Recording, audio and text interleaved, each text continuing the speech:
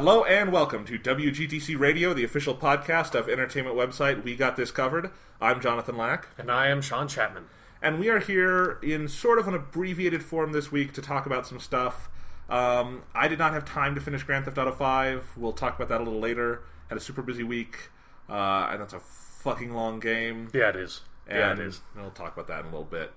Sean did finish it. Yeah, I finished it just last night. Okay, so we might talk a little bit about some things in spoiler-free terms, because again, until we're ready to do a full in-depth discussion, no reason to spoil things. Yeah.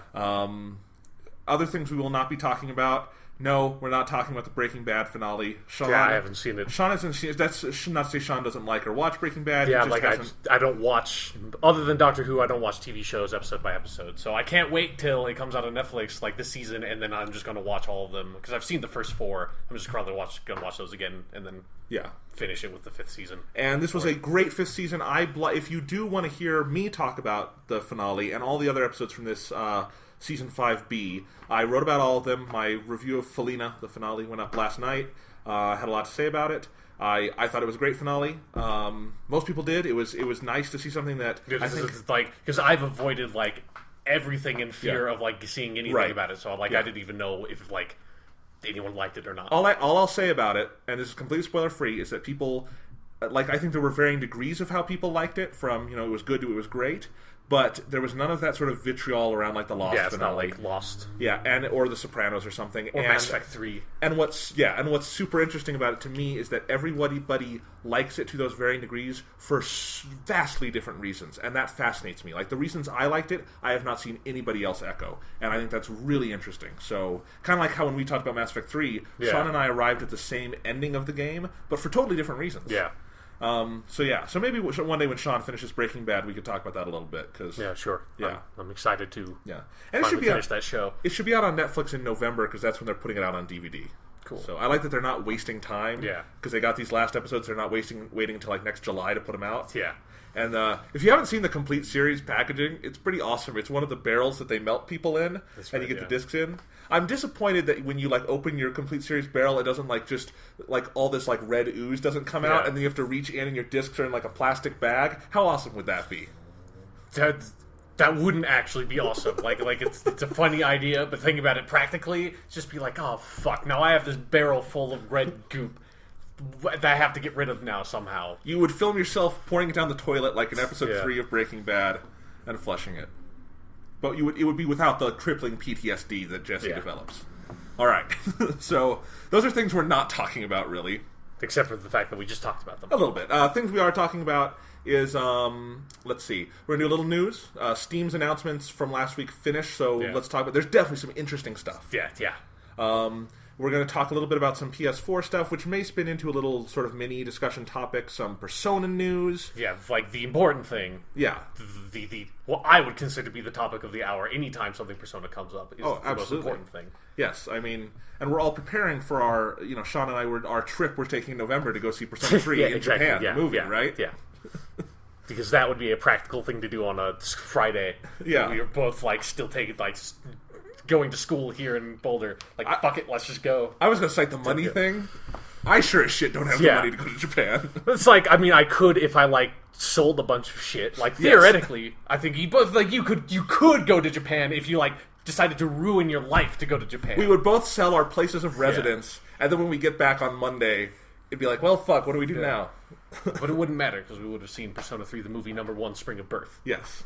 And hopefully we'll have learned enough Japanese by then. Yeah. All right. Let's see.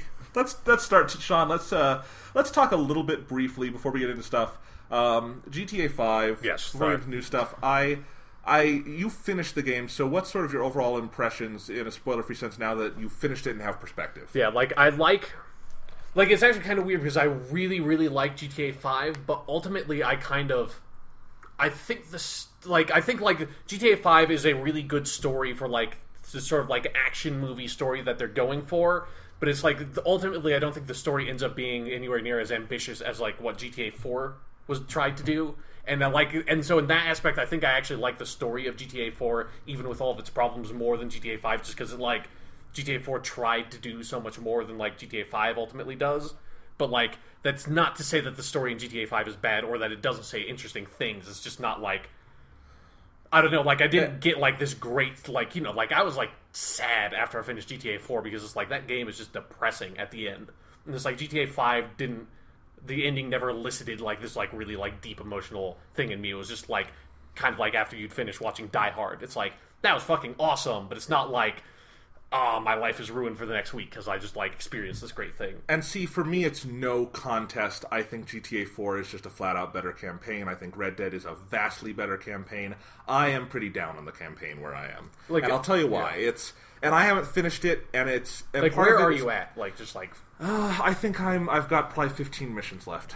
Okay. And I'll tell you... Every time I think the game's about to fucking end, there's another 10 fucking hours. I am sick of playing GTA 5. I realized over the weekend, and part of why I didn't finish it, was I just got tired of playing it. And it comes down to me, the game is way too long for the story it is telling. It is such a... I think there is substance to the game. I don't want to be like this is substanceless. There is substance. I like the characters. I like their dilemmas. There's a great dramatic sequence at one point where you go out of Los Santos. Yeah. You and Trevor have this sort of encounter. Michael and Trevor. Yeah. You is subjective in this game. Yeah, I and Trevor had a very interesting encounter out in Los Santos. Yeah. Trevor and Michael have this encounter, and I think there's some great stuff there, but at the same time, the level I could care about a scene like that, or some of the other scenes around it, which are very well written scenes, very well done, use the gameplay medium in a creative way. I had a ceiling for how much I could care, and it was a pretty low ceiling because I felt pretty weathered down by the game at that point. Comparing it to other long games that are in the 30-40 hour range, like, a Mass Effect, for instance, I never get tired of playing one of the Mass Effect games. Even, I had some problems with 3 I expressed here. Never got tired after a play session. Never turned it off because I was like, I'm bored of playing this game. Because I always felt, at the very least, the story was substantive in a way that when I finished playing or while I was playing, there were things to think about. It stuck with me. If I took a day off between playing a Mass Effect session or a Persona game or something like that, I was thinking about it during that time. Not necessarily every second of every day, but it left me with things to think about. With GTA 5, as soon as I finish a scene or turn off the game for the night, it's gone. It's out of my head. It's like watching Die Hard. I don't sit down and think about how awesome Die Hard was when I'm done watching Die Hard. Yeah. And that's my ultimate problem with GTA 5, is if this were a 15 to 20 hour campaign, no complaints, because I think that would be a length the story they are telling could sustain itself over. But I got to the 20-hour mark, maybe the 25-hour mark, and I was just burned out. And I thought there's just some convolutions in what they're doing to keep it going. Also, from a gameplay standpoint, I think it gets really sloppy in some parts. I think some of the things you have to do, like, I've got to land another crate on a fucking truck, and if I don't do it perfectly over this one little pixel, it's not going to fucking work. This is year 2013, and we're still doing shitty gameplay stuff like this. By the way, it's Polygon, not a pixel. Yeah, Polygon, sorry. It's not a fucking NES game. Okay. Yeah. And just some of that stuff started annoying me. I just realized all the things I really love about the game. I do think the mechanics are great. I think the open world is great. I think just exploring the world is fun. I think the characters are well voice acted and stuff, even though I do contend at this point none of them add up to a Nico Bellic or a John Marston at all. But I actually kind of think, because I don't think, I like John as a character, okay, but, I don't ever think of either him or Nico as being, great characters. Well, here's what I'll say about them. They're good protagonists. They're not, really, I think these are, Michael, Franklin, and Trevor are more interesting characters to me, and, they're allowed to be more interesting characters because you have 3 of them instead of just, Nico Bellic. And I agree with that, but I guess what I would say is in terms of narrative, economy, and drama in the games and what affects me, I think Nico Bellic and John Marston had elements to them that made everything around them richer, even if they as characters were somewhat light.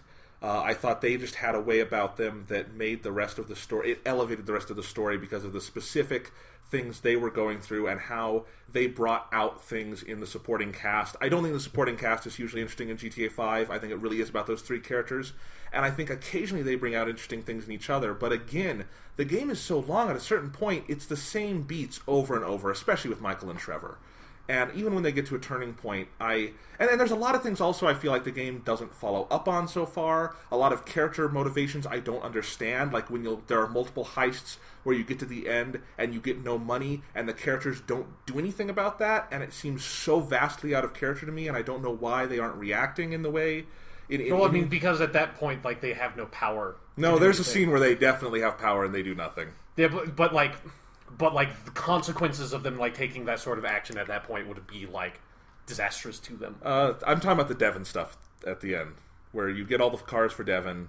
And if you like tried to do something to Devon, like you would have an entire because he had you had fought off the entire army in a little town. Why do you fear Devon? Why do you fear any of these other gangsters? Because like realistically, he's like one of the major stockholders in Merryweather.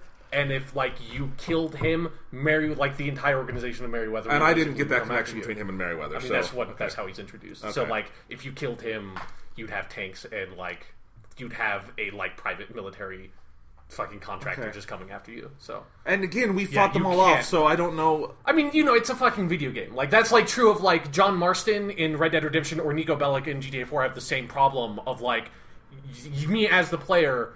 I have killed, you know, like, okay, Red Dead Redemption's out long enough, whatever, we talked about it. John Marston dies. Yeah. It is fucking bullshit that he dies if you look at it realistically. I could have killed all those people. If they gave me the ability to, I could have killed all those fucking people. There's absolutely no reason that John Marston should die. But it is a very powerful, affecting moment. Like, I think, like, you have to give it some distance, I guess. But we're past that. Like, I feel like...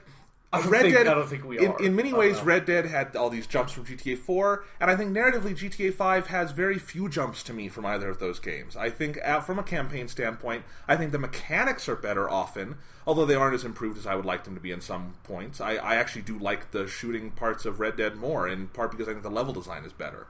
But yeah, I don't get that. I think the mission design in GTA 5 is really good. Okay, I'm at a point where I actually don't like the shooting in GTA 5, and I don't like the areas they have you shoot, the kind of context you shoot in levels. I don't think it's fun. I think you die way too easily. I think the level design is not particularly dynamic or interesting. Like, the only time I really dislike shooting is when I'm playing as Franklin, because, like, I feel really underpowered as him because he doesn't have a special ability like Michael or Trevor that is beneficial in on-foot combat. I guess so, but... Well, and then I think that's another interesting issue with the campaign to me is that they don't necessarily... It doesn't feel to me like they tailor campaign missions around the special abilities the characters have. Kind of. Like, yeah. I forget they're there because on a lot of driving missions, for some reason, even though Franklin's there, I have to play as Trevor and Michael. Yeah, there are definitely some instances, like, usually if there's any really intense driving you have to do, usually you're playing as Franklin, but there are definitely weird instances, I'll agree, of where you're like, why is Michael the one driving the car? It's like fucking Franklin is the driving dude. Yeah, I'll give you that. I think the game doesn't feel... I think it's a leap in some ways, and I think it's a non-leap or regression in others from a campaign standpoint to me. And I am disappointed with Grand Theft Auto 5 from a campaign standpoint. I think it's good. I don't think it's great at all from the campaign side. That doesn't mean there aren't parts of the game that are fantastic. There are parts that are fantastic, and I think overall it's a damn good game, but... I don't know. I'll say this. If it weren't for me trying to play through to the end to talk about it on the podcast, I would have gone off and played another game at this point. Yeah, for me, like, I definitely... Like, I'm disappointed that the story didn't end up as interesting as it ultimately was. Like, as I definitely feel like... Like, I feel that, like, they solved a problem that they had with storytelling in GTA 5 by having the three different protagonists. To me, like, I actually got tired of both GTA 4 and Red Dead Redemption while playing them and would have to, like, take a couple of days off from playing both of those games because it's like, to me, those games became so repetitive, and part of that is the mission design in those games are so incessantly repetitive that, like, the story stuff is able to hold it up, but, like, all the other stuff is kind of pulling it down. And I think it's almost the opposite with GTA 5. That's, like... I found it, like, the ability to switch between the different protagonists made it interesting in that it's just like, okay, like, I can take a break from, like, this aspect of the story and then jump to this, like, whole completely different aspect of the story and just, like, see what the fuck Michael's doing, see what Trevor's doing, see what's Franklin doing, and all that stuff. And I found that made the pacing such that it's like, okay, like, I can just, like, play, like, and I didn't play GTA 5 in, like, massive sittings, but it would be like, if I got kind of tired of what Franklin was doing, it's like, I don't have to do that. I can go switch to someone else, and they're doing their own thing, have their own sort of, like... You know, I've ultimately found Michael's story the most compelling, so I found myself going back to him the most. But it's like, if I found, like, his stuff kind of boring, it's like, oh, let's do some, like, San Andreas gangsta shit as Franklin. And I thought that worked well for me. It's two-player driven at that point to me. It's just... And I understand where you're coming from, and I completely understand that is something you like with it. I guess for me, it's almost... It's like... from a linear standpoint of what story missions you actually have to play, I don't feel like there's that much dynamism to it. I could go off and dick around as Franklin if I'm tired of dicking around as Michael, but I don't necessarily feel like Franklin's world is populated with dynamic stuff to do that is so unique to Franklin that it really differentiates itself too. Well, yeah, I mean, do you mean like in terms of like Franklin's story or his like? Yeah, because you don't go off to except from the early parts of the game where you have like 2 hours as Franklin, 2 hours as Michael, 2 hours of Trevor, and then they kind of all combine. After that, to me, it's very much you kind of have to go where the game wants you to go if you're just playing the campaign strictly, and it mixes itself up well enough. But in terms of actual, like, I don't know, it doesn't... I think all the 3-player stuff works in theory. I don't think in execution it works nearly as well as it wants to. I mean, I guess it could be better, but, like, I mean, because there are definitely long stretches of time in the game where, like for instance, like, the part where Michael has to leave town, where he and Trevor are tied at the hip for, like, that, like, a pretty long section of the game there. But that's when Franklin is off doing the Devin Weston stuff that is is very unique. Like, it's like, he has nothing to do with what Michael and Trevor are doing. Like, he was introduced to that character through Michael and Trevor, but it's like, his relationship with that character has nothing to do with them. So it's like, and then, obviously, like, Franklin has his own, like, I wish that, particularly with Franklin, I wish that his supporting cast his supporting cast comes back at the end of, like, Lamar and stuff, and his aunt, but I wish they were more present throughout the game. I definitely wish that too, yeah. I think that would have been definitely a better thing for Franklin. But I think in general, I like the way... I think this is the first Rockstar game, outside of Max Payne 3, because that's so different, because it's a different kind of game. The first open-world Rockstar game where I found the missions compelling. And obviously, I don't think you found it that way, but, like, I like, in general, with a few exceptions...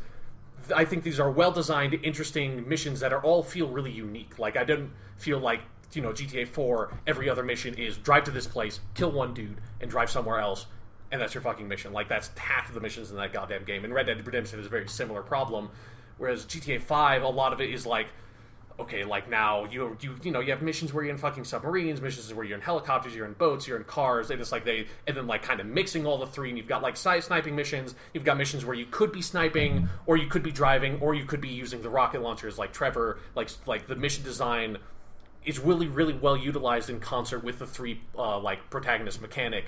That's like some of those missions I thought were just like incredibly well designed in how they mixed your ability to just hop around the battlefield really interesting. And I do feel bad about complaining about it, because this is what I asked for when I talked about GTA 4, and to a lesser extent Red Dead, although I feel like I have fewer problems with Red Dead than you on a mission structure standpoint for whatever reason. But I do think, I said GTA 4 is too repetitive, you do the same thing over and over again. GTA 5 is not repetitive in mission design, and I want to give them credit for that, but I feel like what they've replaced it with for me, and we'll get into this deeper when we do a full discussion, but a lot of it felt clunky to me, and it didn't always feel fun. I do think, in answer to our question last week, do you die too easily in GTA 5? Yeah, you die too fucking easy. It's like Hotline Miami at some points, and it's annoying to me. But, I didn't... Like, I feel like I didn't, at a certain point in the game, I didn't die that much. I don't know, especially, like, other than if I'm playing as Franklin, like I said, like, I found the shooting parts as playing as Franklin really frustrating, because it's like, I don't have that get out of jail free card that I did with Michael and Trevor. What is more than anything else to me is that I think, like, sometimes I think the missions are too obtuse. It's the same problem I had in areas of Mass Effect 3 or other games where I feel like the level design is such where I don't quite know what I'm supposed to do. I don't feel like I have the right directions, and it becomes a game of, wait, what am I supposed to do here? How does this mechanic work exactly? This is the only time we're ever going to see this mechanic in the whole game. I don't quite get it. Like, that is, like, there is a few instances, like, particularly I think the dumbest fucking mission in the whole game is the one where you're in the dock and you have to move the, like, shipping containers. Yeah, I hate that. It's just, like, that, to me, that is, like, this weird remnant of, like, classic Rockstar mission design that is more present in, like, the GTA 3 era games of, like, we are going to introduce this mechanic in this level or this mission, and you will never see it again. It's just like... And see, I felt there was a lot of that. I feel like there was, like... I think there's one other instance of that you haven't gotten to yet that isn't as poorly implemented, but I don't think there's a... There's the one where you have to shoot down the plane. There's some different sniper rifle stuff where you kind of... But that's... I don't see that as being, like... I mean, the one where you have to shoot the plane as a sniper rifle, that's a shitty mission, because they don't telegraph where the plane is nearly well enough. Like, that was bullshit. But I don't see that as being a... I don't think it's a hugely consistent problem, it's but like it's not a unique mechanic to me. It's like asking you to use the shooting mechanic in a slightly different way, but it's not like picking up the shipping containers, or like in like Gears of War 1 has the one mission where you drive, and it's like, why? Like, why is this in this game? You don't build on this mechanic. It's dumb. It's like Red Dead Redemption didn't have a lot of that. GTA 4 definitely had that, and GTA 5 has less of it. But like, I don't know why it has it at all, because like they didn't do that in Red. I mean, they kind of with like the herding stuff in Red Dead, but I felt like that was you do it over a series of missions too. Yeah, but that comes up more often. It's still not. It doesn't feel necessarily fully integrated in Red Dead, but it's not nearly as bad as like you only do that shipping container thing once. Like, you don't even use it for the heist, where I thought that's what it was going to be, and I was like, maybe they could use this in an interesting way. This is just to familiarize myself with the controls. Nope, never popped up again. And honestly, the whole heist system is another thing that confuses me a little bit, because there's not that many of them in the game. Yeah, it feels like it's set up to be a more consistent, almost open world kind of thing, where you could set up your own heists, and that's actually kind of how they advertised it in the early videos. And it's not that at all. It's very story driven. Really, you don't get money from any of them. Yeah, you get money from like 3. Like, you get money from 4 of them, but one of them gives you almost no money, so it's like pointless. Yeah. But you get a lot of money from the last one. I don't think that's a spoiler, because that's kind of obvious. But you get a lot. And I will say the last heist is super fucking cool. Or at least like I actually want to replay it and do the other version. But like, I think the heists are really awesome, but I do think there needs to be a lot more of them, because particularly like, I think the most bizarre thing about the heist is that you have the different crew you can take with you, but there's only like 3 of the heists allow you to pick your crew. So it's like, what's the point? Like, and honestly, the most elaborate heist, at least in the game so far, what I've played, is the first one, and it introduces all these mechanics for how you're going to do heists, and I still haven't had another heist yet where you get to like choose, are you going to go in loud or are you going to go in soft? Or are you gonna? You've got these 3 people you need, and I thought they were gonna. I thought this was like a baseline, like they're gonna get much more complex, and they don't. They pare down a lot. Yeah, like most of the like, there's. I think there's like, and from what I can remember, there are 3 heists in the game. That like the first heist, there's like a heist that I think you're probably about to go on, and then like the last heist in the game. Those are the like, they're like 3 of them that feel like, okay, like this is building off of the real proper heist mechanic, and then there's like a bunch of like mini heists that is just like, eh. Yeah. Like they're still good missions, but it's like the 3 cool heists are so fucking awesome that it makes you wish there were a lot more of them. And they definitely like hint at some near the end too, that it's like, maybe it's like DLC, or maybe it's like something that's going to be in GTA Online. I know there are going to be heists in that it's like there are certain buildings in the game that very clearly is a building that like is set up for a heist, but then for story reasons you never actually do a heist there, and it's like, that's weird. Like, I was thinking about this a lot this week and how I was going to phrase this, and I wondered if it was just maybe I don't like Rockstar games as much as the rest of the world, but I know that's not true, because I love Red Dead. I really do. It's on my top 10 for a reason. I really love that game. It's got issues, but to me, I guess there's just something about it story-wise, or just a specific setting and how it uses. Like, I think Red Dead uses its setting better than GTA 5 uses its. Yeah, and I don't. Something about that gripped me. I did play Red Dead over a much longer period of time, and I think Rockstar games, it's easier to forgive them when you don't try to marathon them. Yeah, I don't really think they're built to be played in a 1 week or 2 week period, particularly. I think that the flaws kind of come out more in that way, but even going back to GTA 4, honestly, if I had the choice between 4 and 5 and which one I would personally prefer to play again, it might be 4 to me, because it's got a lot of clunky things, and certainly mechanically now it looks hugely outdated because we have 5 to compare it to, but I'm more interested in Nico's story. When I play it, I would be thinking more about that story. I would be more intellectually engaged with it, and there is more of a hook to keep me through it, through its slow patches. And I think GTA 5 has many fewer slow patches, but the ones that do feel much more excruciating to me, because I'm not hooked on it on any substantial level at all. Yeah, for me, I think one of the reasons why, and I think like after this we should move on because we've been talking about this for a while, yeah.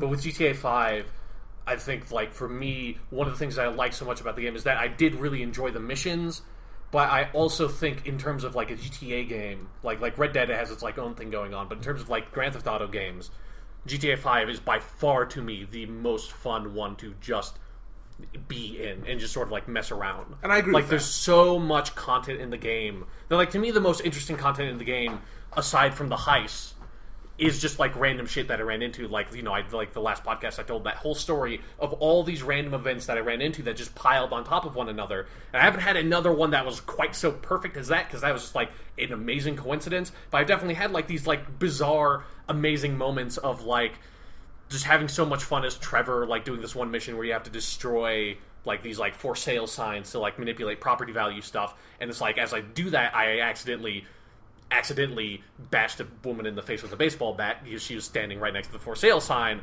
and then the cops got on me, so now I'm like running away from the cops, climbing over like all these fences in this like rich ass fucking LA like Hollywood neighborhood.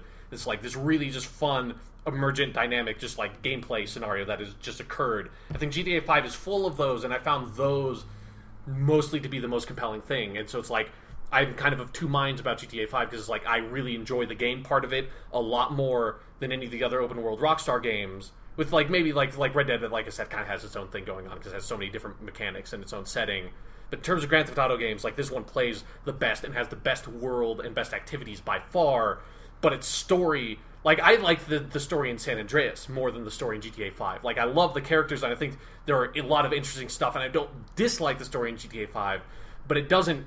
Like I said, it feels like an action movie story. It doesn't feel like a crime movie story. You know, like GTA 4 feels like Goodfellas type of story. Yeah.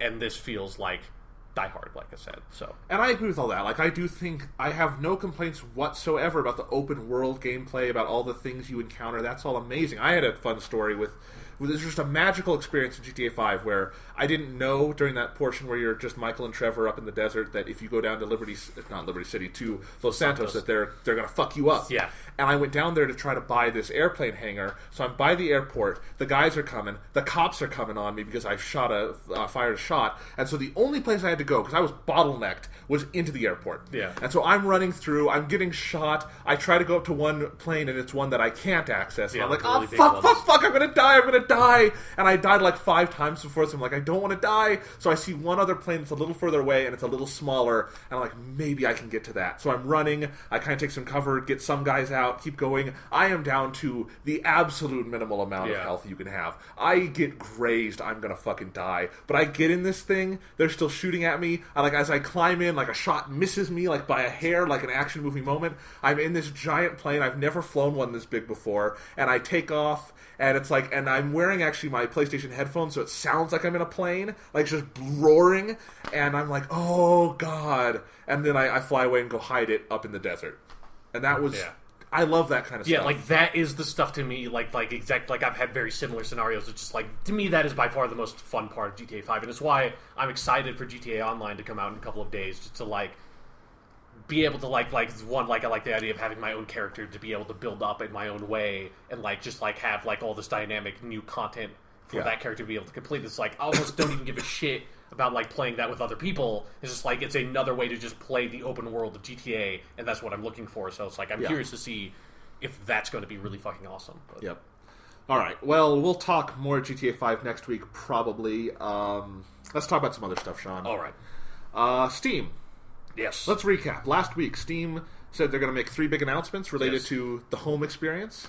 On Monday, which we recapped this, but really quickly, what was it? The Monday announcement was Steam OS, their operating system tailored for the living room, based off of Linux, and sort of like optimized to just like straight up play video games, motherfucker. And so like it's like basically it's an OS that would run theoretically on some sort of hypothetical machine that somebody might build, that may be announced in a couple of days, who knows, that you would then hook up to your TV, and it would be able to run games that can run on Linux, which is like 200 or so games in the Steam library currently, and run those on your TV, but then also has an additional functionality through Steam OS to stream games from your home, like proper PC that would be running Windows, that could obviously run like the whole gamut of your Steam library and be able to stream your games that way. So they're like, hey, we have our own OS. Hey, quick question. Yes. I know all Valve-made games are on both Mac and PC. Are they all on Linux?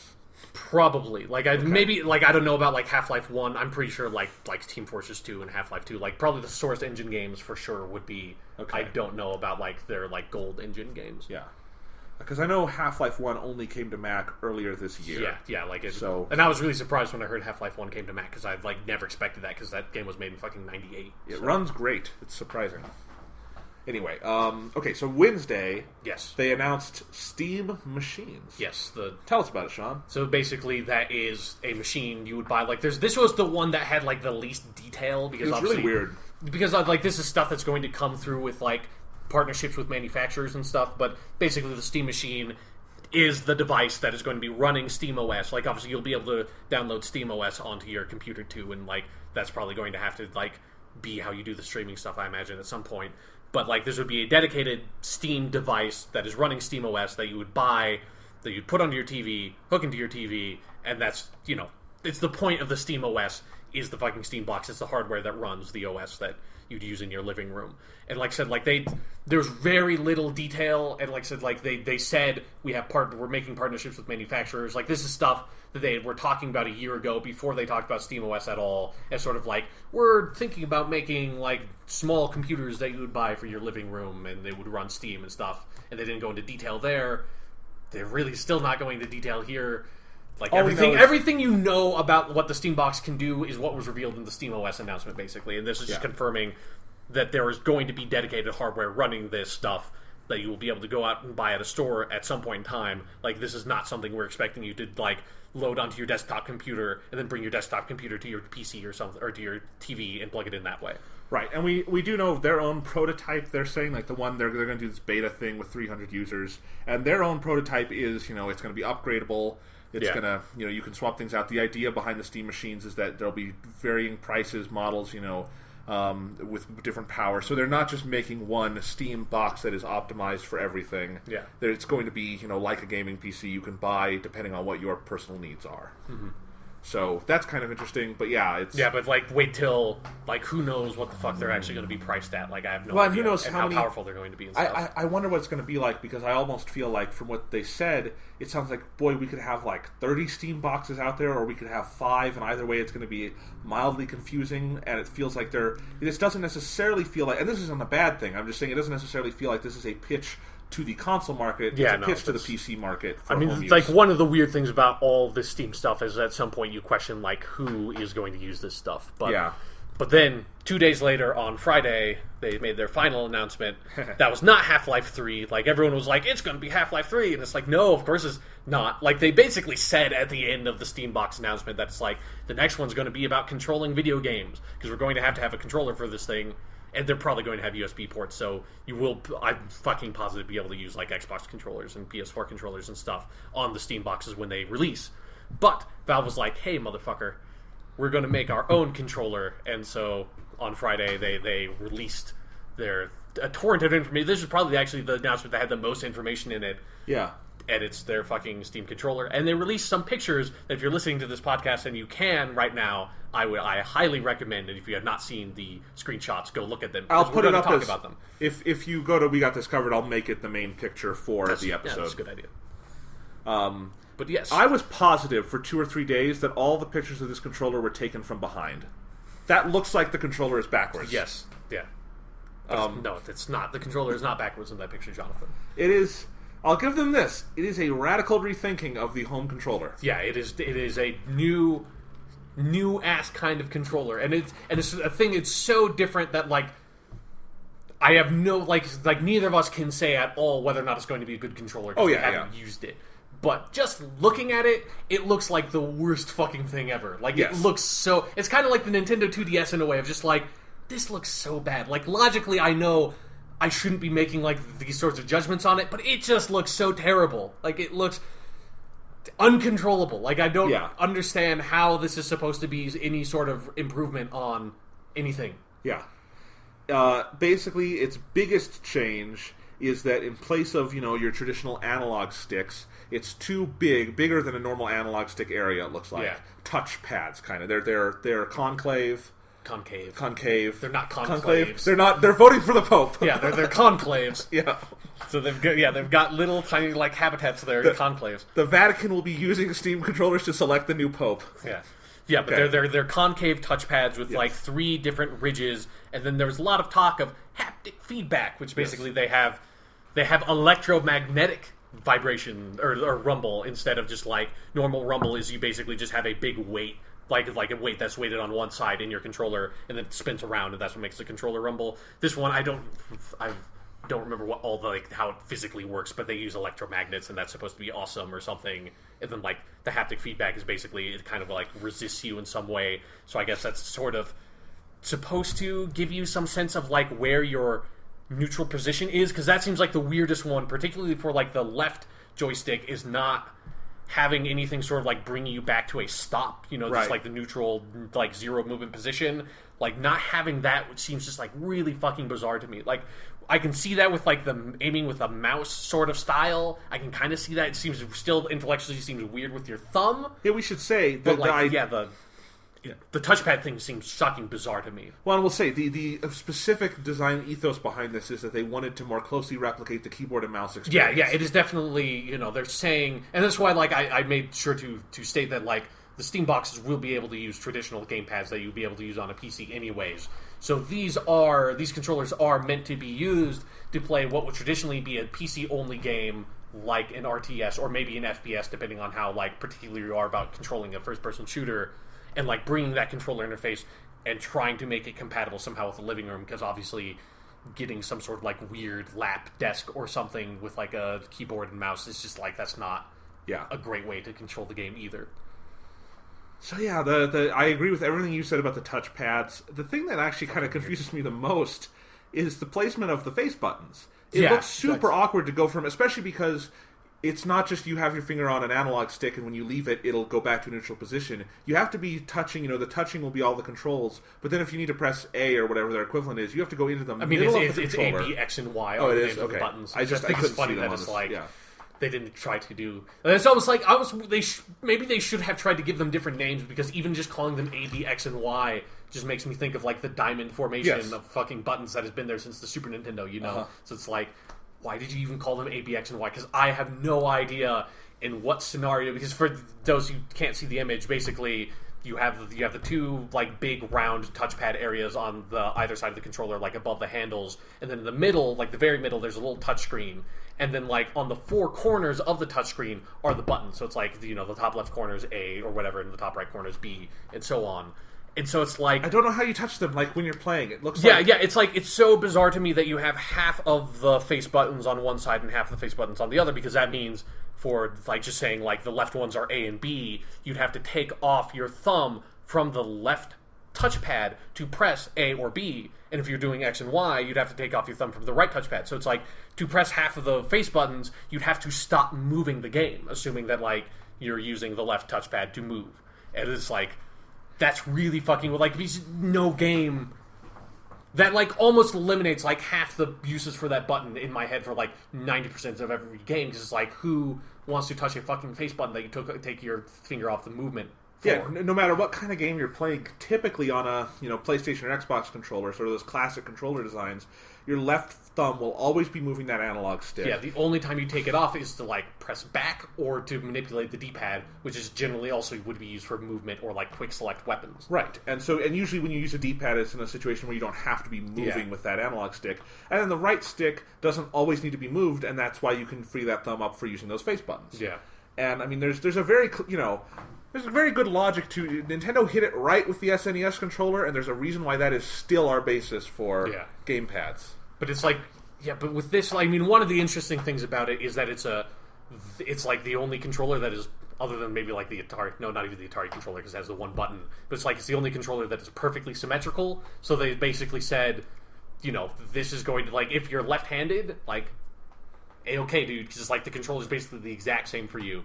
Because one of the interesting things about the controller is that, it's a fucking PC thing, because how the controller actually works is that for games, it's completely backwards compatible with everything in the Steam library, because if it's not something designed to use the controller, it just tricks the game to thinking that the controller is a keyboard and mouse, which I thought that was really interesting.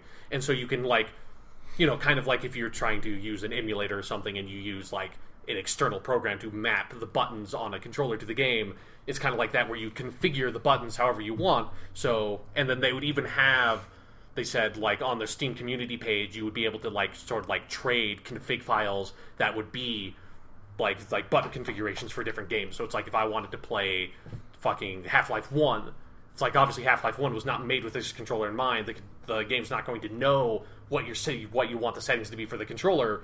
So I would like go online, find a config file that was like this is basically like Call of Duty controls for Half-Life 1. It's like okay, and then, like just load that into the game, and then you're good to go. Which that seems like a really smart way to do it. Yeah, no, I like all those ideas. Yeah, and I like the effort to say, how can we rethink the gamepad to be more like the keyboard experience? But there's just always, to me, I guess there's going to be this inherent difference until I see it and maybe it works great. Yeah, there's a keyboard has dozens of buttons. Yeah, and the mouse has kind of infinite movement potential, and it's hard to, I don't know. I feel like just the normal gamepad is a pretty good home console kind of way to do that. There's definitely like some things like because it's like the touchpad probably would like technically will give you more accuracy than a joystick would for like a first person shooter, but on the other hand, it's like again like we haven't used the controller, but like when I think about it, like half the reason I think that like the mouse is so accurate is because you're not just using your thumb to manipulate it, because your thumb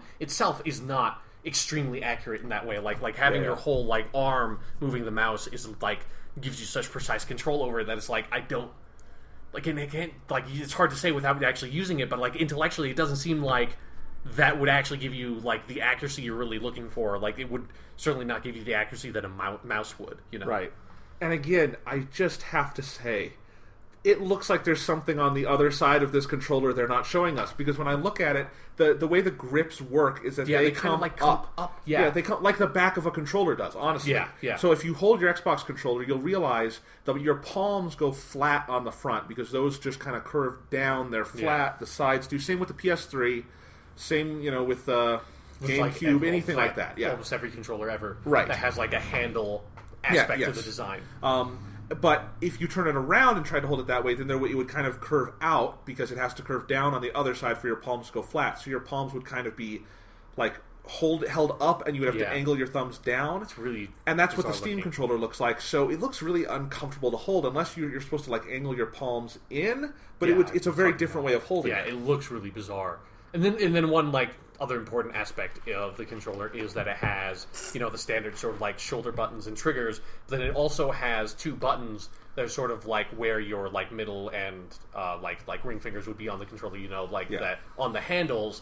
So it has like theoretically that does give you, if you ignore the buttons on the left side of the touchscreen that you would never touch in like 95% of all games, like I said, that technically gives you the same number of buttons as an Xbox controller if you have like the right side of the touchscreen is like X and Y, and then your like the palm like handle buttons are your A and B. But even that's just like, again, without having using it, like thinking about it, it's like that seems really bizarre to me. Of like you'd have to like just kind of retrain yourself on how you'd use a controller, because you don't think about like using those fingers to press a button anyways.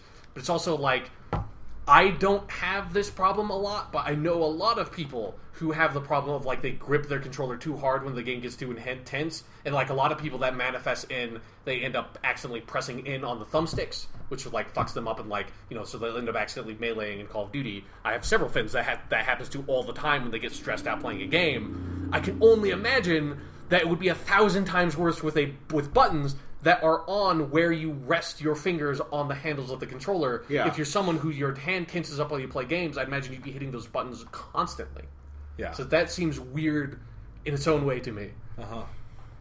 It's interesting. I would love to like go to a Best Buy one day where they have this demoed and hold it and try it out. But the one thing I'll say, I was thinking about this where you said precision of a mouse, and I was thinking about when I play Steam.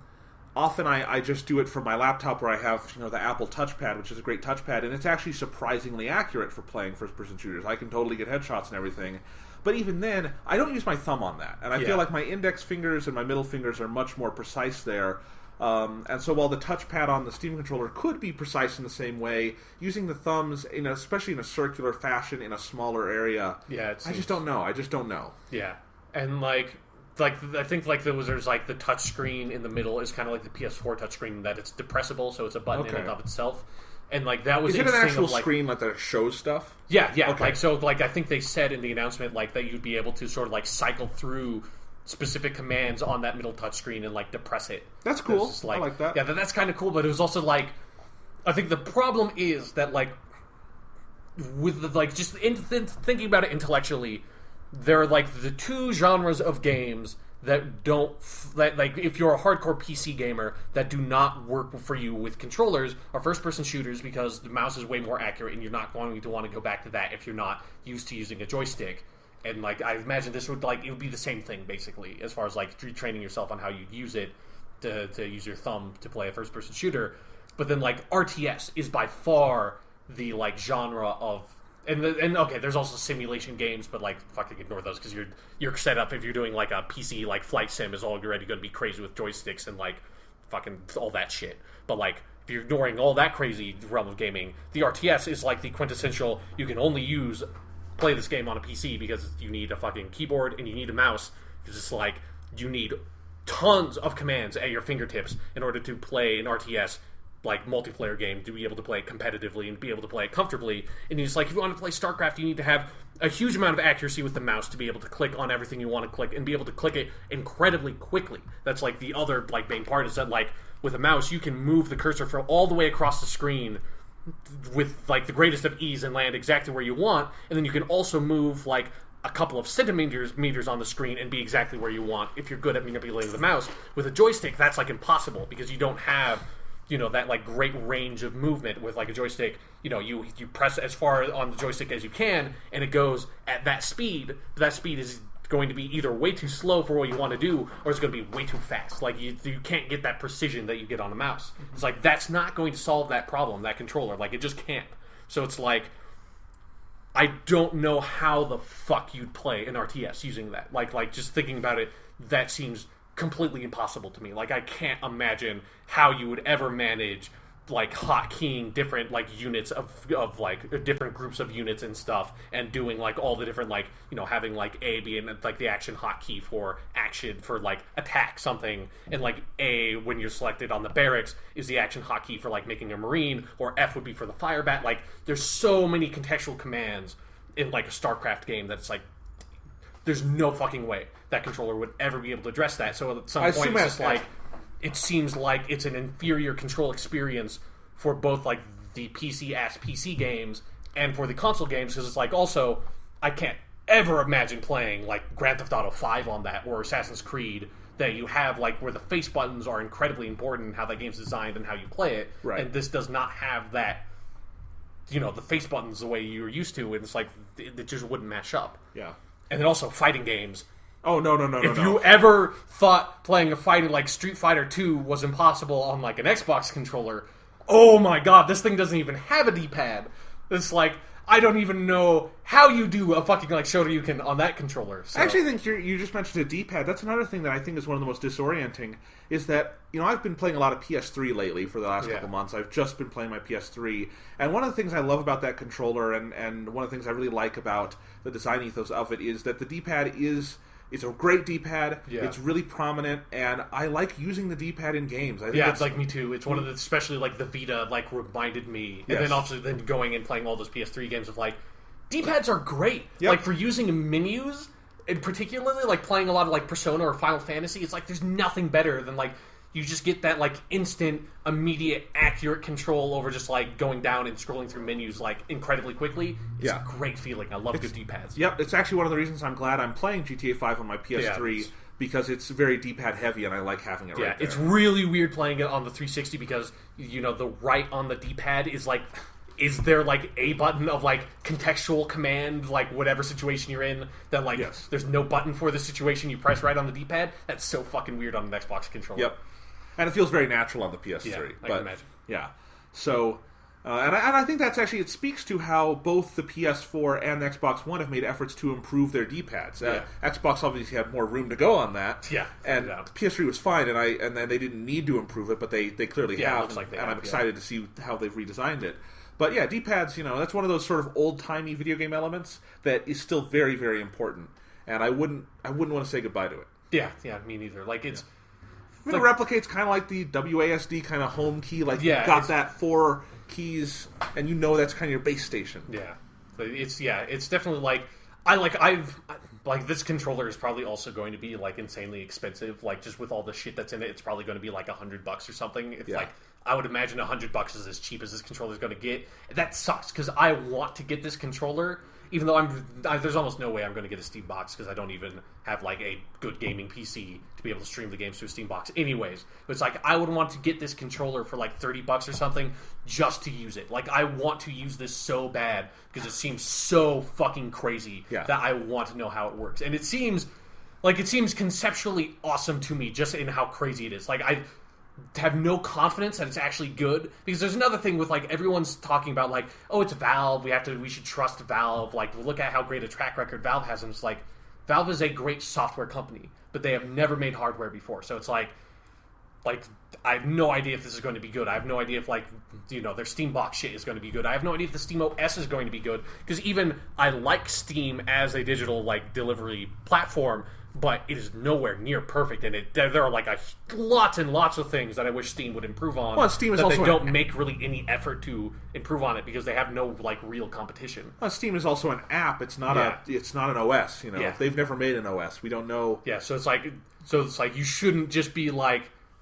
You should like when this shit comes out, you should not buy it day one. This is not like like I have a certain amount of faith with like Sony and Microsoft in that like they've been in the game long enough that it's like other than Red Ring of Death, like that stuff, like there's always that risk. But at least I have confidence that the thing is going to work outside of it exploding. Right. Like if it doesn't explode, it should be fucking fine. Like there may be would have a few quibbles maybe with like the interface on the PS4 or something, but it's not going to be some sort of like disastrous, horrible thing. It's not like people talking about the Ouya or something when that came out. It's just like this weird like homegrown like Android console that's like the controller's like complete shit. Half of it doesn't work. It's just like okay, like don't fucking buy this day one. Wait until people get their hands on this hardware and be like, okay, like the SteamOS is functional. It's okay. It's not going to like kill you somehow, or like it's not going to just like brick one day because like it can't update firmware or something because it can't find an internet connection. All right. So briefly, yes. We've recapped. So this was Steam's big week of announcements. Yeah. I want to know, Sean. This is my question out of all of this, and I'll pitch it to you. And maybe you can pitch it back to me. We'll see. Who the fuck is all this stuff for? What consumer are they targeting? I don't have any clear sense of that. Yeah, like to me, the only scenario in which I can see you wanting to get the hypothetical Steam box, and this is again not knowing how much they cost and all the specifics of that side of it, is just someone who already has a really great gaming PC. Because if you don't, the Steam box is going to be like useless for you because like you have like Valve said that we're working with publishers to get Linux versions of the games, but it's like they never named like specific publishers or specific games, so you have no idea if Linux based PC games are actually really going to take off or not. So it's like if you are ever going to get a Steam box, you need to have a good gaming PC because it's like almost the entirety of the Steam platform you would not be able to play. So it's like, so for me, I can't like the Steam box like hypothetically is more or less useless to me because I would have to already make a like $800 purchase to legitimize it to me, to make it worthwhile for me. So it's like, and for you as well. So it's like no, not for us. Like we're already fucked on that side. So it's like, but someone who already has like an $800 to $1,000 like a really great gaming PC that you are into fucking PC gaming, but you also want to be able to play your games on your TV. Then I guess that's for you. But does that Venn diagram exist though? I don't know because it's like the PC gamers that I know, and then like just like reading people online that are really deep into PC gaming, I don't necessarily see that desire a lot of places. And where that desire does exist, the PC gaming market is niche enough that is composed mostly of people who know what the fuck they're doing, that they've like done this shit already. Like they're already like could just buy a dedicated gaming PC that you could just hook up to your fucking TV and then also have a long-ass HDMI cable running to a monitor to play, like, PC-ass PC games. Like there are already ways that are not entirely convenient to do what this is doing, but if you are a PC gamer, you don't give a fuck about convenience. That's the entire point of PC. Like, even, like, if you're just someone who uses PCs and cares about technology stuff, at some point, convenience is not the most important thing to you. Like, for me, the usability and like all these like things I want to be able to do with a PC is what makes me want to use like my Windows OS like boot camp on my Mac way more than my Mac OS, because there are like certain aspects of the Mac OS that's just like that feels restrictive to me, even though the Mac OS is a lot more convenient in like the normal stuff I want to do. I don't want to like give up my freedom for that convenience. Like I'm not saying that like that is the right thing to do. It's just like depending on what you're getting totally out of your personal, machine. Yeah, it's like your personal like use case for this device.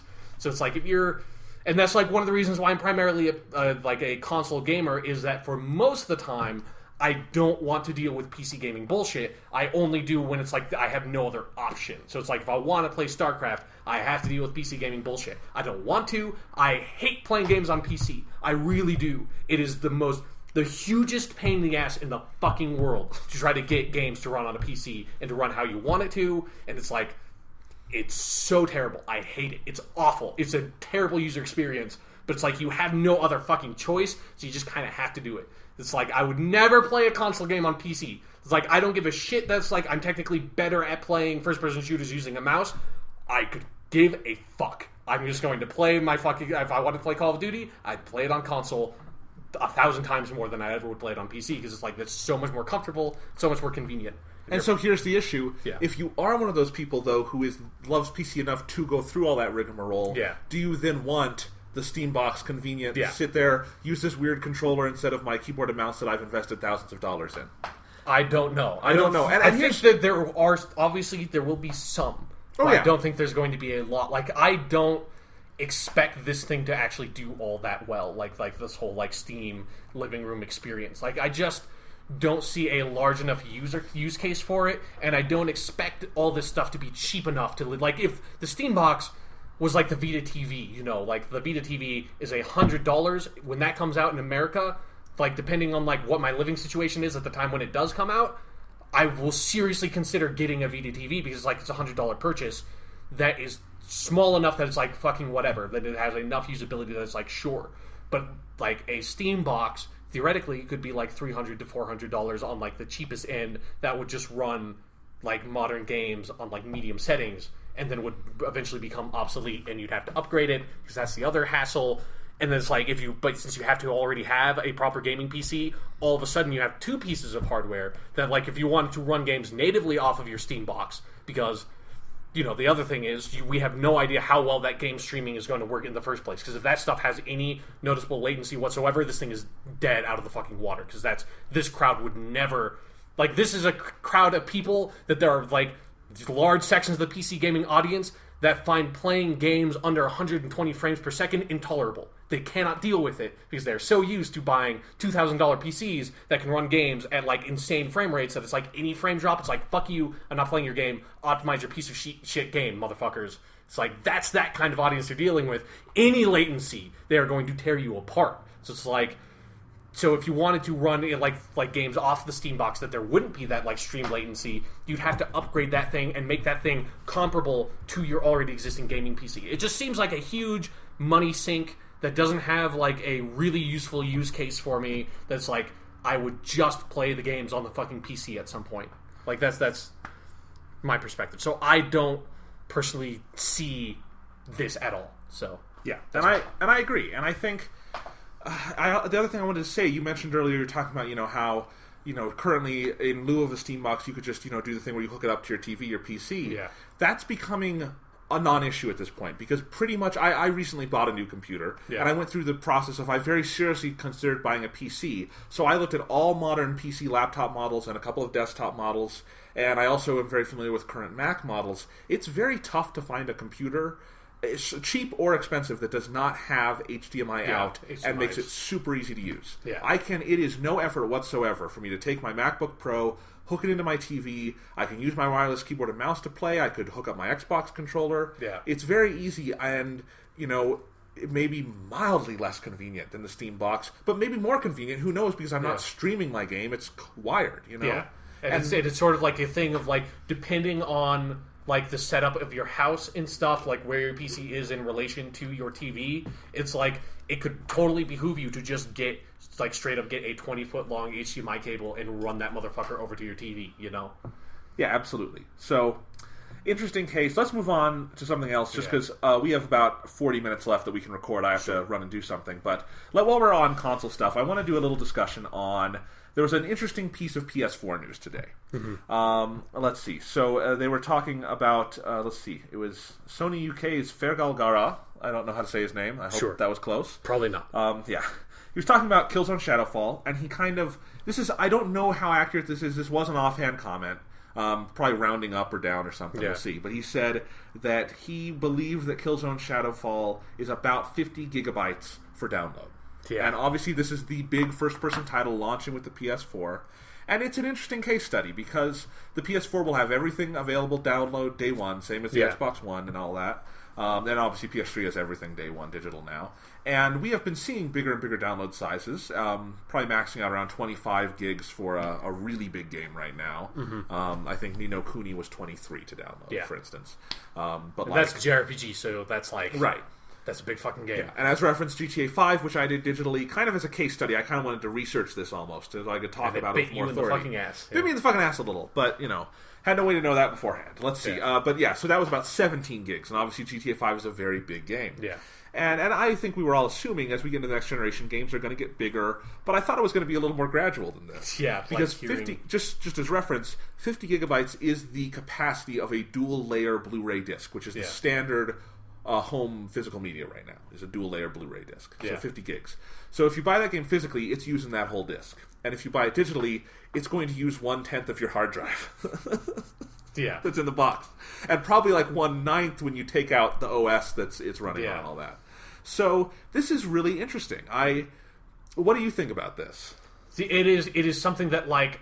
Because both of us have had to deal with this issue, like thinking about going forward to the next generation with digital games, about like how we're going to handle digital versus physical games. Like right now for the PS4, I know I'm getting Killzone Shadowfall and Watch Dogs like physically, like one because Watch Dogs is just fucking coming with the console because that's the bundle I ordered off of Amazon, and then it's like Killzone Shadowfall. I just ordered that because that's the game I actually kind of want to play first when I get a PS4. But it's like. But then past that, I was like thinking about, well, do I want to have all these cases and games? Because like, it was only like a year ago or so that like I had to deal with the whole process of moving into this condo and like bringing all my stuff. And it's like at some point, like the games were not a huge issue, but like comic books certainly were. Like I have a huge number of graphic novels, so that's like an issue of just like I have all this stuff, and it's like, and I have a because like the Xbox 360 generation, something's going off. Okay. I don't know. One of the internet windows I had open for news started blaring. I should have just kept on going. We should have just pretended it was the soundtrack for the podcast. I'm going to go through and try to find all the news items I had open. But anyways, before I was interrupted, like, the Xbox 360, this gaming generation is when I first got really big into video games, so I have like 2 shelves full back there of just video games. And that's that's like 2 like decent sized boxes of just cases of games.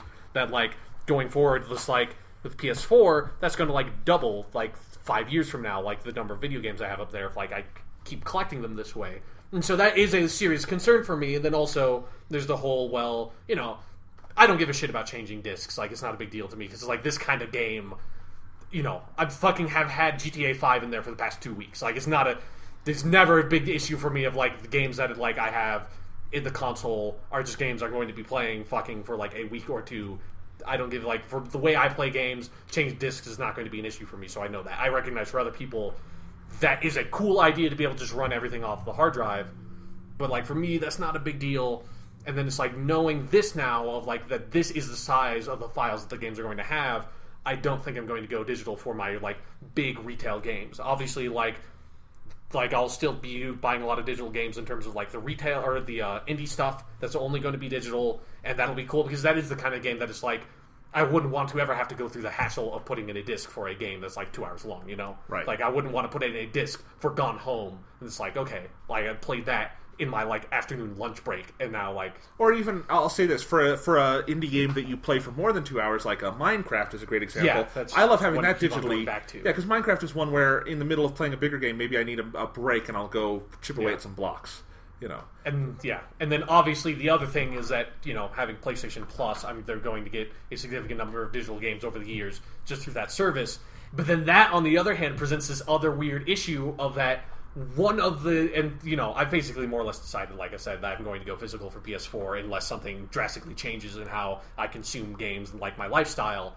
But it's like, one of the things I really like about having physical games is I like having those two shelves. Like, one, I think it's just like fun to like physically browse like what I have. Like, I like it with comic books and movies as well. Just like, I don't know, I like having the physical thing there more of like being able to like look at all the box art and stuff rather than just having it a list on my hard drive. Like I have a huge number of Steam games that I've gotten through Steam sales, and it's like I get no joy by browsing through my collection of Steam games because it's just like text on a black screen. Like, who gives a fuck? It's like, if I'm looking at that, it's like, yeah, okay, like, look at these games. It's like, and I can just, like, look at the box art for a game or something and be like, and remember, like, yeah, like, it gives you this visceral response of, like, fucking Gears of War 3. That's what Gears of War 3 is. Like, this is what it's like. I can just, like, remember my experiences with Gears of War 3. And it's like, I have this physical collection of these games I've collected, and I really like games. I love games. So it's like, I like having that physical collection.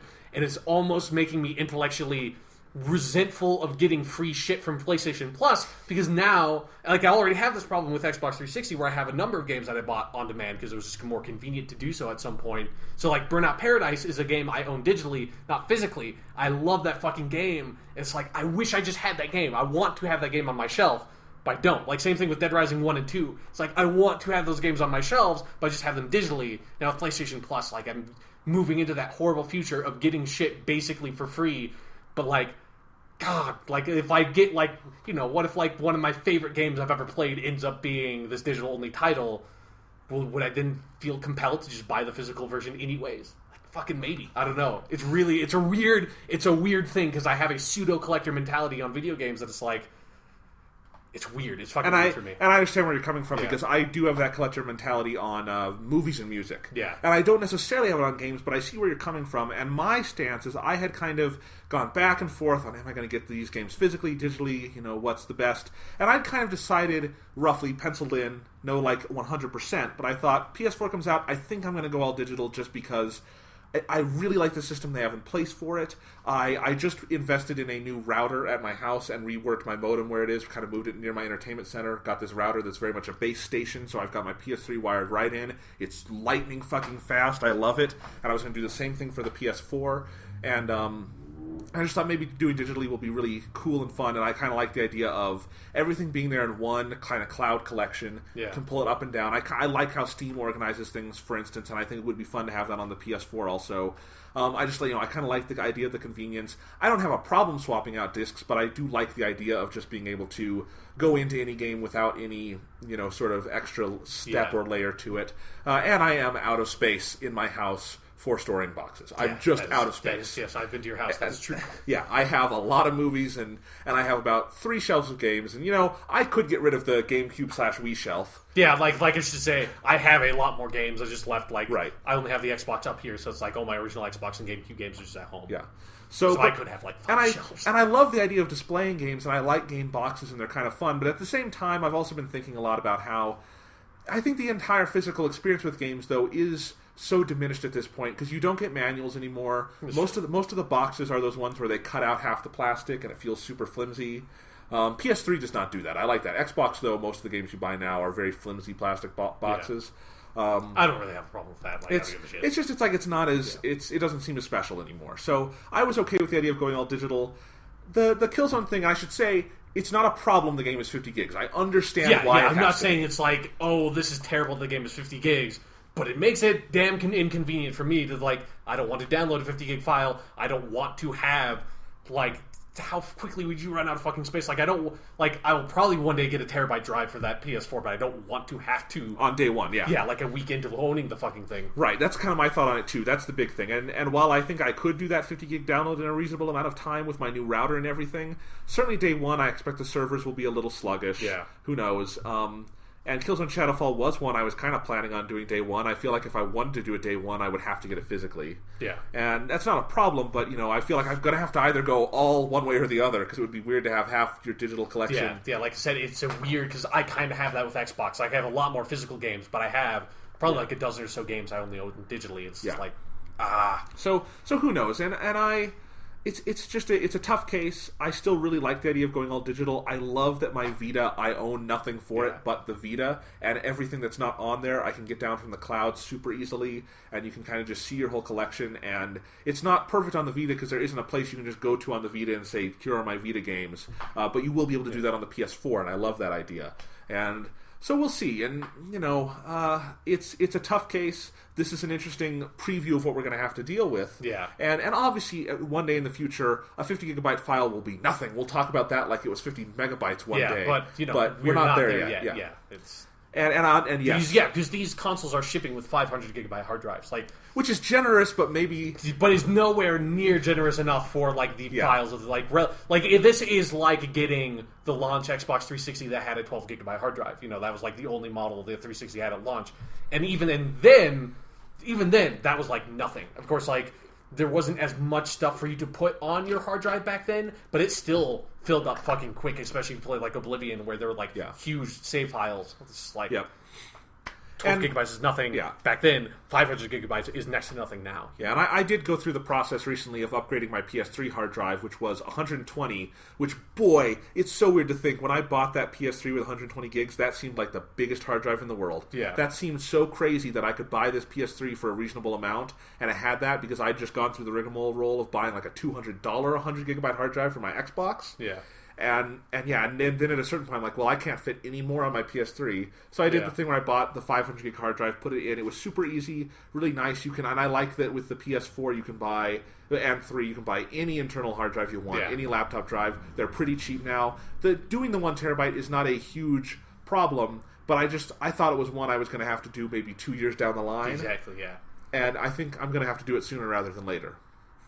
So we'll see, and maybe not if I instead invest that money in buying the games physically, and that's not the worst fate in the world. Would not diminish my PS4 experience. Yeah, but just something we're gonna have to think about now. Yeah, so let's talk about a game that we hope we can play on the PS4 someday, or the 360 or whatever. 360 PS3. This is all right. It's Japan, dude. Yes. All right.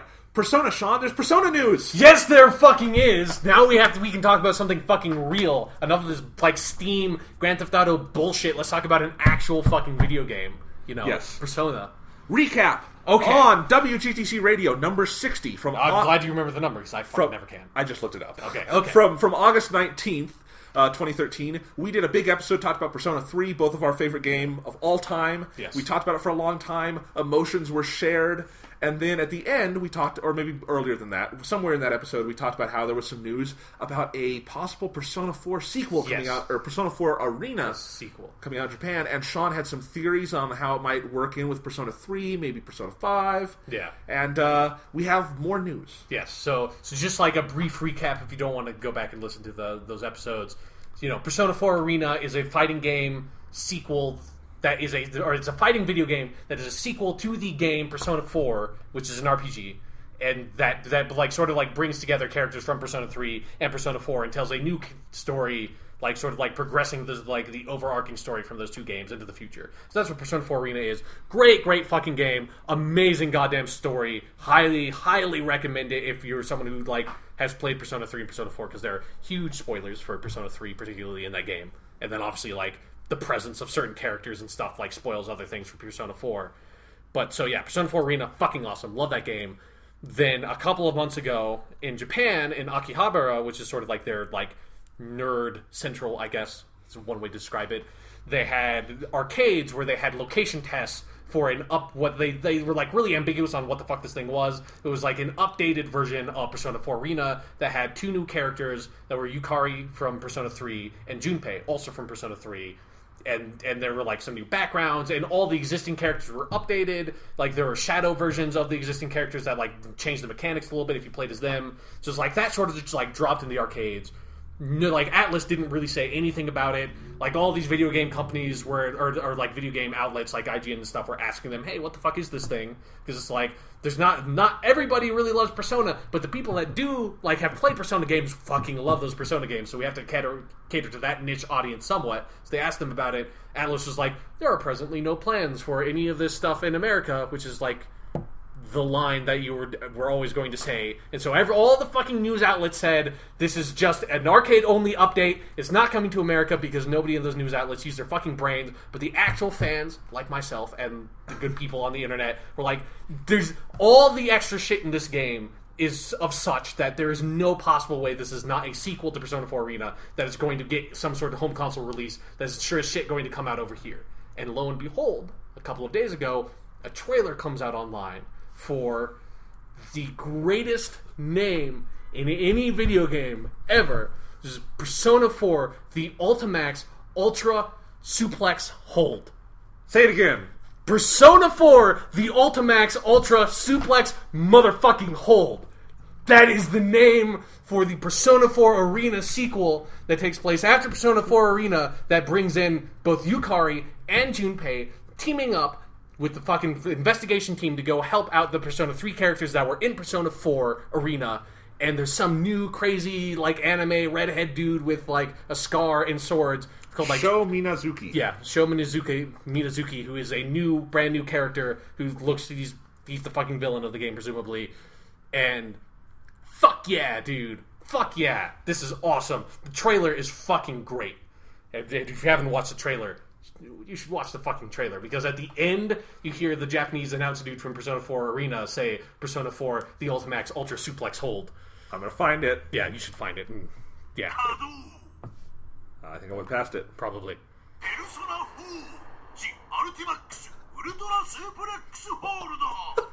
That is it's the best title for a video game ever. Like, it's so amazing. It's so fucking amazing. That's pretty amazing. And it's important to note that the Japanese title for Persona 4 Arena is Persona 4 The Ultimate in Mayonaka Arena, which that's also just an amazing, awesome name. But now we have fucking this. It's so great. I just want to play it over and over. God. That's good radio right there, man. Oh, God, that's such a great fucking title. But yeah, no, I'm super excited about this. It's an awesome trailer. And it's something that, like... We have no confirmation it'll be on consoles yet, but it probably will be. Like the... You know, the trailer is only in Japanese, so it's like I don't know actually absolutely everything that was said in it, but it's like it's very clear this is a new fucking story. Like, there's a brand new character that's not been in anything ever before that's in the fucking game. Like, of course this is going to get like the Persona 4 Arena treatment. You know, like Persona 4 Arena originally was an arcade only game that just had, like, you know, it's like standard arcade, like single player versus CPU mode, and then like competitive mode, and then eventually, when it came to consoles, they added the whole like visual novel story onto it. This is going to be the exact same fucking thing. Like, you don't make an original character without having a story behind it, and without having that story revolve around it. Like in Persona 4 Arena, that character is Labris, and that entire story is about Labris. So yes, this is going to be a fucking sequel to Persona 4 Arena. There's going to be a home console release. It's going to be fucking awesome, and I'm super excited, and it has the best title of any video game ever. Dear Atlas US, please don't change that title. Yeah. I mean, they're going to. I know. I understand, and I don't blame them, but... I mean, for me, like, because the tournament in the game, because in the Persona 4 Arena, they're in this, like, fake tournament called the P1 Grand Prix, and in the trailer, they call it the P1 Climax. That, like, that's actually really great. That would be a great name for the game. It would either be Persona 4 Climax or Persona 4 Arena Climax. Totally acceptable. I would be totally fine with that. That would be a good name for that game. And, you know, Persona 4 Arena is actually a better name for that game than Persona 4 The Ultimate in Mayonaka Arena. It's just not as cool, but is way more accurate. It's like Persona 4 Arena tells you everything you need to know about that game, but Persona 4 The Ultimate in Mayonaka Arena tells you everything you need to know about that game. Yes. Another piece of Persona, not really news, but prelude to news, actually kind of surprisingly far in advance. Atlas also put up a website. Mm-hmm. It is P, you know, for not slash, it's p-ch.jp. You can go there and see it. And it is red. It's got 3 boxes. And it says 2013, November 24th, 20 o'clock, Sunday, Tokyo, Osaka, Nagoya, Fukuoka, Sendai, and Sapporo. There's going to be something going on. Yeah, and it has the logo at the bottom for Atlas and the like specific Persona team logo. So it is a Persona fucking thing. So, and that is the day after my birthday, the day after the 50th anniversary of Doctor Who, and also the day after the airing of Persona 3, the movie #1, Spring of Birth. Yes. So I think if they're going to announce Persona 5, it's probably going to be then. Yeah, I would, since they just, like, if they hadn't released this trailer, I would imagine that this announcement would have been like, hey, this is what this, like, location test for this game actually is. Here's what the game is. But since they released this trailer, it's got to be Persona 5, right? Like, there's no... I hope so, man. Because we know they've been working on it. Like, they've explicitly said that they've been working on Persona 5 since Catherine. Just like, if this is like Catherine 2, it's like, well, I'm happy to get any game from the Persona team, but it's like, yeah, I'm hoping it's Persona 5. I think it's Persona 5. Yeah. I think also if they're doing this sort of like nationwide rollout, yeah, and we know how big Persona is in Japan, yeah, it's, it's like that's their Grand Theft Auto, man. Mm-hmm. Now I'm imagining like Chie like taking someone's car in Grand Theft Auto and running them over. That'd be awesome. That'd be pretty awesome. When GTA 5 comes out for PC, get on like that, total, modders. total conversion Persona 4 mod. Yeah, yes, that'd be awesome. All right, no, I hope it's Persona 5. I want that game, man. Yeah. I want that fucking game. I want Persona 4, the Ultimax Ultra Suplex Hold also. Yep. Hey, if they put out Persona 5 only on Steam machines, I'd get a Steam machine. Yeah, me too. Wherever they put it, I want it. Yeah, so I like one of the things I wonder, just about like the proximity of these things is that I don't think that like Persona 5 is going to be tied in super heavily to Persona 3 or 4 because Persona 4 was not tied into Persona 3. It's like only this like weird spin-off game that has kind of done that. Yeah. But it's like it would be weird if they did, if like Persona 5 was somehow like really directly tied to what's going to happen in Persona 4, the Ultimax Ultra Suplex Hold. Well, you and I talked about this off the podcast, but we talked about when you played Arena and I'd finished 3 and 4, how, a bunch of Persona 4 Arena, sort of, it's some of the background material in it is figuring out how to, obviously there's a very different Persona system in 3 versus 4. Yeah, they take great pains to sort of like meld the different mythologies of those two games. Yeah. And so it almost feels like they could be creating a foundation for future Persona games where maybe Persona 5 is mostly original story and characters and stuff, but it could also exist on top of this foundation where you have 2 generations now of Persona users all in this same world. Yeah. And maybe at one point, you and your Persona using friends find out there is this much bigger world of C's and the investigation squad and fucking TVs hunters. And Teddy and all this shit. Yeah. Yeah, like it's because they have built up this larger mythology with Persona 4 Arena. That's obviously, and then like Persona 4 Arena leaves explicit story hooks at the end for a sequel that like obviously is what this like Persona 4 the Ultimax Ultra Suplex Hold. Just keep on saying that name. That is obviously picking up those story hooks like very explicitly. So like presumably Persona 4 the Ultimax Ultra Suplex Hold is going to finish that story arc. Yeah. Like and like they're going to like find whatever like the secret mystery actual antagonist from the end of Persona 4 Arena that's like, oh no, there's something else behind there that you have to figure out. Presumably that dude's going to be in this. And I do tend to think, I think Persona 5 will be standalone and original because I don't think they're going to, have asked you to play the fighting spin-off to get the next game. It's just, I also get that feeling from the Persona creative team. I think they just like to create. That's why they would go off and do something as zany as Catherine before doing another Persona, Yeah. But then, but on top of that, it is like, if they set it in the same universe, which I imagine they probably would, it's like they do have to somehow address the issue of that there is this larger organization of Persona users that exist now. Like, it's already kind of weird. Like, they try to justify it a little bit in Persona 4 Arena of why, I've like post-Persona 3, the Persona 3 main characters join together and make this shadow hunter organization that investigate shadow related incidents. And so like they have this like very loose justification for why this organization would not have been involved in all the huge fucking shadow related incident that happened in Inaba over the course of Persona 4.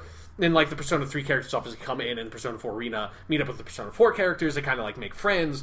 And so like the Persona 4 characters don't necessarily join the Shadowhunter organization at the end of Persona 4 Arena, but they have, like, parlayed. Like they have made an alliance, so to speak, even if they're, like, not necessarily, like of the same organization. So it's like, there is this larger framework that, for Persona 5, if it's set in the same universe, if, you have Persona users, they're obviously going to be fighting shadows, like, you're going to have to somehow address how would Mitsuru not notice whatever the fuck is going to go on? Although this is also, I just thought, this is us assuming Persona 5 will be mechanically similar to 3 and 4. And I mean, I assume it would likely be. But I would assume so, but, there's also been a very large gap of time between 4 and 5.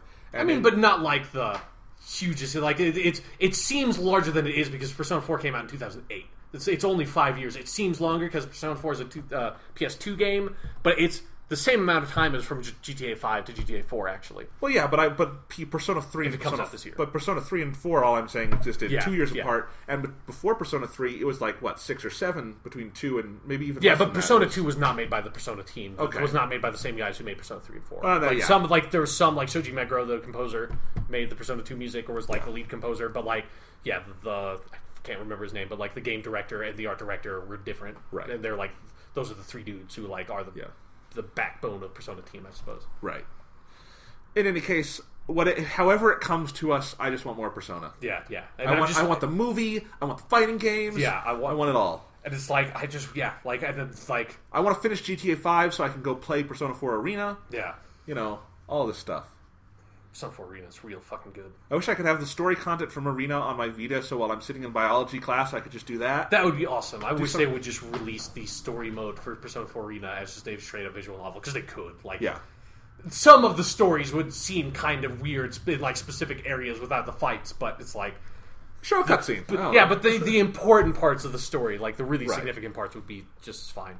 Yeah. In any case, fucking god, dude, I'm excited. We've got more Persona shit on the horizon. Yep. We've got more Persona soundtracks on the horizon, because it's like the movie's going to have its soundtrack. Yeah. Persona 4, the Ultimax Ultra Suplex Hold is going to have its own soundtrack. That there was like a new sort of like remixed version of the Ultimate song in that trailer that sounded pretty awesome. And then obviously Persona 5 is going to have its huge mega like 3 CD soundtrack or whatever. So it's going to be great. I mean, honestly, that music is the most important to our lives, because that's what we do all day is listen to Persona exactly. Music, right? Like it is fucking constant. Like it's whenever I'm doing homework, it's always like, okay, like I'm just gonna like randomly play some song from like I've been listening to large sections of the Persona 1 like PSP remake soundtrack again, because that's an awesome soundtrack. Yeah, I was listening to I think just my Persona 4 playlist I made while I was doing Japanese homework the other day. It felt very appropriate. Yeah. It's like, I mean, although it's also kind of weirdly not appropriate, because almost all the songs with the lyrics are all English lyrics. Right. With the exception of the end credit songs from like all the games. Yeah. Well, I got a bad grade on my Japanese homework, Yeah, so no, I'm kidding. You're just like ended up writing nonsense, your affection, like just like these nonsense in bullshit katakana. Just your affection over and over again. I love Persona, man. Yeah, we're talking about how excited we are for the PS4 and Killzone and all this, but really it's all just distractions until we get that next Persona hit. Yeah. It's like I don't give a fuck that Persona 5 is in no way going to come out on the PS4, Xbox One. Like, certainly Persona 4, the Ultimax Ultra Suplex Hold is not going to come out on the new consoles. Like, that's definitely going to... Because that's going to use assets from Xbox 360 and PS3 versions of the game, so... I don't... And there's the... Although, honestly, bringing Persona 4, the Ultimax Ultra Suplex Hold to next-gen consoles would be, like, pointless, because it's like... It's just like that game looks so fucking gorgeous because it is so like anime 2D style. Yeah, it's like at some point I wouldn't mind them just porting it for convenience, but but I won't blame them if they don't. They're not going to. There's a reason I've got my PS3 will be up and running for the foreseeable future. Still, Like, for fuck's sake, the PS4 in Japan's not coming out till the end of February. Right. So yeah. If they want to get their revenge by putting out their awesome games on old hardware, that's fine. I just want the games. If they want to put it out on the PS2, I'll dig my PS2 up. Whatever. Be fucking weird, but Yeah, goddamn, dude. I want some new Persona. Alright. Well, we'll just have to make do for a while with Killzone and Watch Dogs and stuff. Oh, yeah, all these other non-Persona games I have to play now. They're going to be so great, but they're not going to be... Yeah. We'll say, I saw Ron Howard's new movie, Rush, over the weekend. Great movie. Go see it. It's awesome. But it's a really good racing movie. Made me very excited for Drive Club.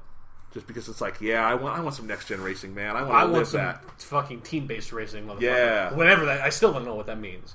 We're gonna find out on November 15th. Yeah, it's like that game comes out in a couple of months. I still have no fucking clue what that game is. Like what the hook of that game actually is. Yeah, the hook of that game is the presentation that dude gave at the reveal event. The hook of that game is you can get it for free on day one. Yes, or at least the PS Plus version. Yes, seems like it's basically the actual version of the game with like a couple of cars and tracks gone. Yeah, I don't and know you if we can talked about that and or they've not. they've talked about how you can upgrade to the full version. They haven't confirmed whether that means for a full price or for. If they use the term upgrade, I can't imagine it'd be full price. I guess probably Yeah. going to be like, I don't know, $40 or something. Who knows? I mean, I'm psyched to play Drive Club day one, man. I'm gonna Yeah. plug in my PS4 and be like, yeah, download Drive Club for me. I can't wait.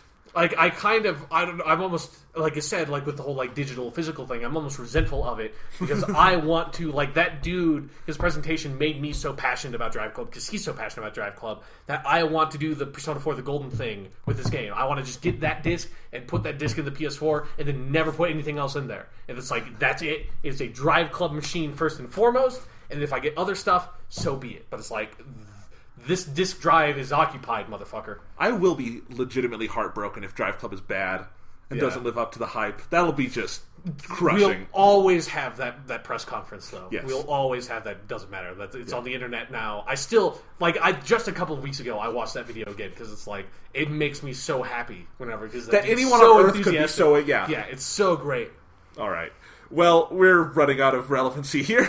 Let's We never had like how many times have I said the name Persona 4 the Ultimax Ultra Suplex Hold? Like that is not something that has relevancy. Like that's so fucking Japanese that it's like nobody listening to this podcast gives a shit except for me. All right. Well, I have to go take a biology test. Yeah. So I'm going to sign off here. Hope I do well on the biology test. You won't. Don't worry about it. Okay, Just thanks. yeah, it's going to be bad. It's going to be real bad. It's super easy, but It's going to be just awful. okay. Well, this time, next week we'll tell you how I did. We'll also, well, I don't know. Never. Next week, update on Jonathan's academic progress. And we will talk about Biology midterm. And we will also talk about things you're actually interested Yeah. in, like Grand Theft Auto 5, maybe a little GTA Online. I have no free time in the next week, so we'll see if any of that is actually possible. Yeah, I don't know how much of I'll definitely dabble with GTA Online, but I definitely don't have Yeah. essay season has started up. Like maybe hey, it's like we're going to talk about your biology midterm on the next podcast.